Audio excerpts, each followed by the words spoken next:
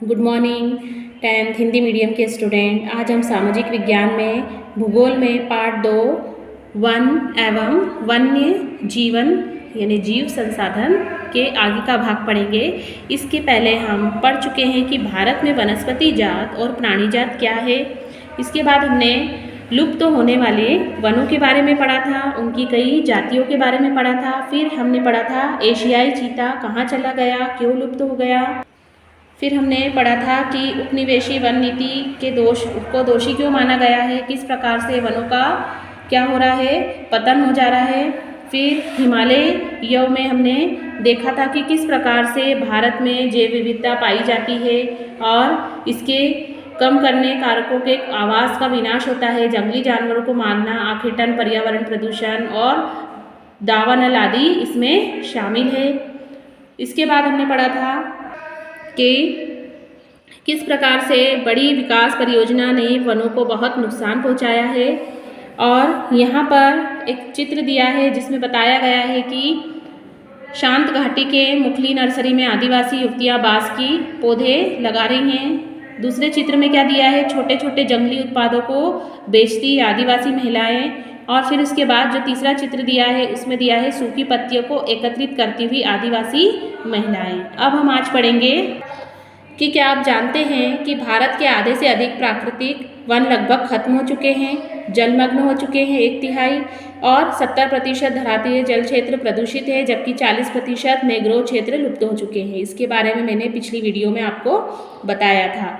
जंगली जानवरों के शिकार और व्यापार तथा वाणिज्य की दृष्टि से कीमती पेड़ पौधों की भी क्या हो गई है, कटाई शुरू हो गई है और हजारों वनस्पति और वन्यजीव जातियाँ क्या होती जा रही हैं, लुप्त होती जा रही हैं। वनों और वन्य जीवन का विनाश मात्र जीव विज्ञान का ही विषय नहीं है, बल्कि जैव संसाधनों का विकास सांस्कृतिक विविधता के विकास से जुड़ा हुआ है।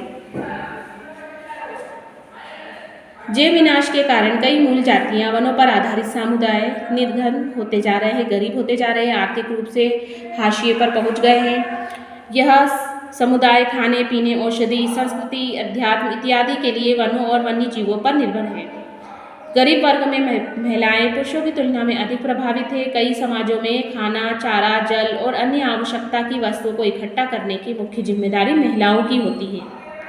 जैसे ही इन संसाधनों की कमी होती जाती है, महिलाओं पर कार्यभार बहुत अधिक बढ़ जाता है और कई बार तो उनको संसाधन इकट्ठा करने के लिए 10 किलोमीटर से भी अधिक पैदल चलना पड़ता है। आपने गाँव में देखा होगा कि जब पानी की आवश्यकता पड़ती है और किसी वजह से पानी की कमी हो जाती है तो महिलाएं कितने दूर दूर से पानी लेकर आती हैं, उन्हें कई किलोमीटर पैदल चलना पड़ता है। उन्हें गंभीर स्वास्थ्य की समस्याएं उन्हें झेलना पड़ती है, फिर भी वो अपने परिवार का भरण पोषण, पालन पोषण करने के लिए ये सारी जिम्मेदारियां उठाती हैं। काम का समय बढ़ने के कारण घर और बच्चों की उपेक्षा होती है, जिससे गंभीर सामाजिक दुष्परिणाम हो सकते हैं। कई बार महिला अगर अस्वस्थ हो जाती है इन कारणों से तो फिर क्या होता है, बच्चों की उपेक्षा होती है, बच्चों पे ध्यान नहीं दे पाती हैं, काम का समय उनका बढ़ जाता है, धीरे धीरे उनसे काम होता है और कई बार तो उन्हें इसका बहुत बड़ा दुष्परिणाम भी भोगना पड़ता है। वन की कटाई परोक्ष परिणाम जैसे सूखा और बाढ़ भी गरीब तबके को सबसे अधिक प्रभावित करता है और इस स्थिति में गरीब पर्यावरण में निम्नीकरण का सीधा परिणाम होता है। भारतीय उपमहाद्वीप और वन और वन्य जीव मानव जीवन के लिए बहुत ही कल्याणकारी है और यह आवश्यक भी है कि वन और वन्य जीवन के संरक्षण के लिए सभी एक अच्छी नीति अपनाएं ताकि हम वनों को बचा सके, वन्य जीवों को बचा सके। तो इसके लिए भारत में वन और वन्य जीवन का संरक्षण, ये पैराग्राफ हम पढ़ेंगे कि भारत में किस प्रकार से वन्य जीव और वनों में उसको बचाने का प्रयास किया जा रहा है।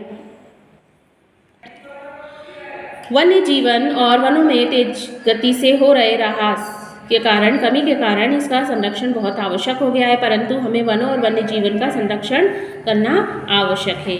अब संरक्षण से पारिस्थितिकी की विविधता बनी रहती है और हमारे जीवन साध्य संसाधन जैसे जल, वायु और मृदा बने रहते हैं।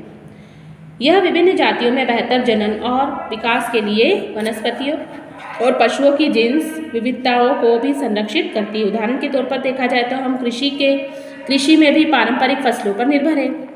जलीय जैव विविधता मोटे तौर पर मछली पालन बनाए रखने पर निर्भर है। 1960 और 1970 के दशकों में देखा गया है कि पर्यावरण संरक्षकों ने राष्ट्रीय वन्य जीवन सुरक्षा कार्यक्रम की पुरजोर मांग की और भारतीय वन्य जीवन संरक्षण और अधिनियम 1972 में लागू किया गया, जिसमें वन्य जीवों के आवास रक्षण के अनेक प्रावधान थे। सारे भारत में रक्षित जातियों की सूची भी प्रकाशित की गई और इस कार्यक्रम के तहत बची हुई जो भी संकटग्रस्त जातियों के बचाव पर शिकार प्रतिबंधन लगा दिया गया। वन्य जीव आवासों का कानूनी रक्षण और जंगली जीवों के व्यापार पर रोक लगाने आदि पर प्रबल जोर दिया गया। मतलब पूरी तरह से क्या किया गया, इस कार्यक्रम में संकटग्रस्त जातियों के बचाव पर और शिकार पर प्रतिबंध लगा दिया गया, शिकार पर रोक लगा दी गई। इसके बाद केंद्रीय सरकार व कई राज्य सरकारों ने राष्ट्रीय उद्यान और वन्य जीव पशु विहार स्थापित किए, जिनके बारे में आप पहले पढ़ चुके हैं। केंद्रीय सरकार ने कई परियोजनाओं को भी घोषणा की, जिनका उद्देश्य गंभीर खतरे में पड़े हुए कुछ विशेष वन्य प्राणियों को रक्षण प्रदान करना था। और इन प्राणियों में बाघ, एक सींग वाला गेंडा, कश्मीरी हिरण, हंगुल, 3 प्रकार के मगरमच्छ, स्वच्छ जल मगरमच्छ, लवणीय जल मगरमच्छ और घड़ियाल, एशियाई शेर और अन्य प्राणी शामिल थे, जिनके बचाव का कार्य किया गया, जिनका रक्षण किया गया। इसके अतिरिक्त कुछ समय पहले भारतीय हाथी, काला हिरण, चिंगारा, भारतीय गोडावान और हिम तेंदुओं आदि के शिकार और व्यापार पर संपूर्ण अथवा आंशिक प्रतिबंध लगाकर कानूनी रक्षण दिया गया। अब इसमें आगे हम पढ़ेंगे कि बाघ परियोजना क्या है, क्यों बाघ परियोजना लागू की गई। तो वन्य जीवन संरचना में बाघ यानी टाइगर एक महत्वपूर्ण जंगली जाति है।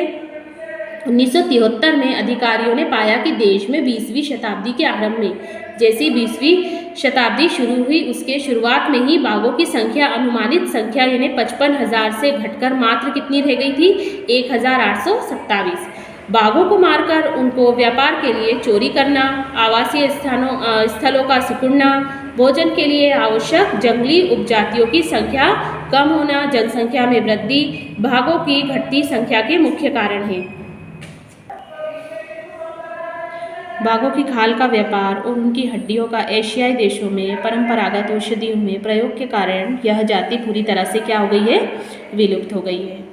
बाघों की क्या करना जाता है, खाल का व्यापार किया जाता है, यहाँ तक कि उन्हें मारकर उनकी हड्डियों का एशियाई देशों में क्या किया जाता है, उनसे परंपरागत औषधियों का निर्माण किया जाता है। और ये सब कानून के बाहर होकर कार्य किया जाता है, जिसकी वजह से क्या हो रही है, धीरे धीरे इसकी जाति विलुप्त हो जा रही है।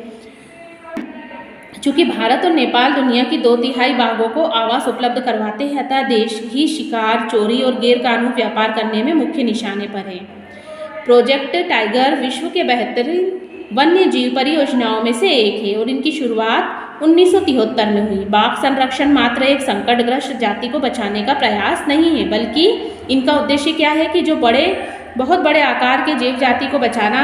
उत्तराखंड में कार्बेट राष्ट्रीय उद्यान, पश्चिम बंगाल में सुंदरबन राष्ट्रीय उद्यान, मध्य प्रदेश में बांधवगढ़ राष्ट्रीय उद्यान और राजस्थान में सरिस्का वन्य जीव पशु विहार और असम में मानस बाघ रिजर्व और केरल में पेरियार बाघ रिजर्व। भारत में बाघ संरक्षण परियोजनाओं इसके एक बहुत ही बेहतरीन उदाहरण है। यहाँ पर इन्हें सुरक्षित रखा जाता है, इनका संरक्षण होता है और ये परियोजना कारगर भी सिद्ध हुई है।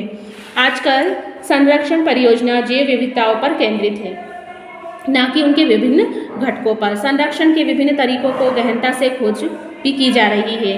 संरक्षण नियोजन में कीटों को भी महत्व मिल रहा है। वन्य जीव अधिनियम 1980 और 86 के तहत सैकड़ों तितलियों, पतंगों, उपरंगों, एक ड्रैगन फ्लाई को भी संरक्षित जातियों में शामिल किया गया है। 1991 यानी 1991 में पौधों की भी 6 जातियां पहली बार इस सूची में रखी गई है, जिनका संरक्षण करना आवश्यक है, क्योंकि ये भी एक ना एक दिन क्या हो सकती हैं, लुप्त हो सकती हैं। इसके अलावा वन्य और वन्य संसाधनों के प्रकार और वितरण के बारे में हम अगली वीडियो में पढ़ेंगे। यहाँ तक आपको इस लेसन को पढ़ना है और समझना है।